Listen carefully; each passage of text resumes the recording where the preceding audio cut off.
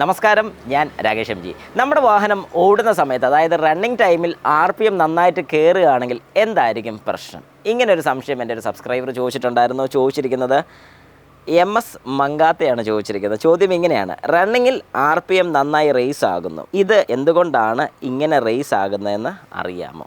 100%. ശരിക്കും പറഞ്ഞു കഴിഞ്ഞാൽ വാഹനം ഓടിക്കുന്ന സമയത്ത് എൻജിൻ RPM റേസ് ആകുകയാണെങ്കിൽ അതിനകത്ത് മെയിനായിട്ടുള്ള റീസൺ നമ്മുടെ വാഹനത്തിൻ്റെ ക്ലച്ച് തന്നെയാണ്. പിന്നെ ഇത് ഏത് വാഹനമാണെന്ന് പറഞ്ഞിട്ടില്ല, ഓട്ടോമാറ്റിക് ആണോ, മാനുവലാണോ, CVT ആണോ, ഏതാണെന്ന് പറഞ്ഞിട്ടില്ല. ഏതായാലും ഞാനൊരു മാനുവൽ വാഹനമാണെന്നുള്ള രീതിയിലാണ് ഞാനിപ്പോൾ എല്ലാവരുമായിട്ട് ഈ ഒരു കംപ്ലയിൻറ്റ് ഷെയർ ചെയ്യുന്നത്.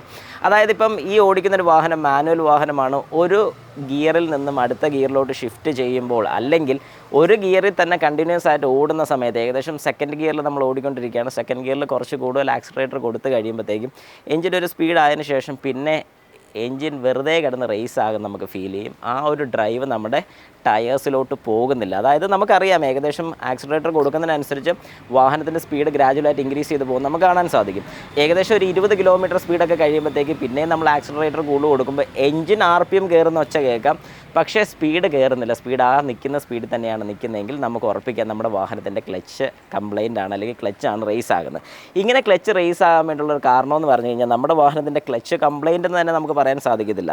ഓയിൽ സീൽ പോയിട്ടുണ്ടെങ്കിൽ, അതായത് ഇൻപുട്ട് ഷാഫ്റ്റിൻ്റെ ഗിയർ ബോക്സിൽ നിന്ന് വരുന്ന ഒരു ഷാഫ്റ്റിൻ്റെ ഓയിൽ സീല് ലീക്ക് ഉണ്ടെന്നുണ്ടെങ്കിൽ ആ വഴി നേരെ ഗിയർ ഓയിൽ നമ്മുടെ ക്ലച്ചിലോട്ട് വീണിട്ടുണ്ടെങ്കിലും, പുതിയ ക്ലച്ചാണ്, വലിയ പഴക്കമില്ലാത്ത ക്ലച്ചൊക്കെ ആണെങ്കിൽ പോലും അതിൽ ഓയിൽ വീണ് കഴിഞ്ഞാൽ, ഗിയർ ഓയിൽ വീണ് കഴിഞ്ഞാൽ ഈ പറഞ്ഞ പോലെ ക്ലച്ച് സ്ലിപ്പാകും. ഇൻ കേസ് ഇപ്പോൾ നിങ്ങൾ യൂസ് ചെയ്യുന്നൊരു ഡീസൽ വാഹനമാണ്, ക്ലച്ച് പമ്പ് വരുന്ന മോഡലാണ്, ക്ലച്ച് പമ്പ് അകത്ത് വരുന്ന മോഡലാണെങ്കിൽ, അതായത് നമ്മുടെ റിലീസ് ബെയറിങ്ങിൻ്റെ അവിടെ വരുന്ന പമ്പാണെന്നുണ്ടെങ്കിൽ അതിലേ ലീക്ക് വന്നിട്ടുണ്ടെങ്കിൽ, ബ്രേക്ക് ഫ്ലൂയിഡ് ആയിരിക്കും യൂസ് ചെയ്യുന്നത്, ഈ ബ്രേക്ക് ഫ്ലൂയിഡ് അതിനകത്ത് ലീക്ക് വന്നിട്ടുണ്ടെങ്കിൽ ഉറപ്പായും നമ്മുടെ വാഹനത്തിൻ്റെ ക്ലച്ച് സ്ലിപ്പായി പോകും.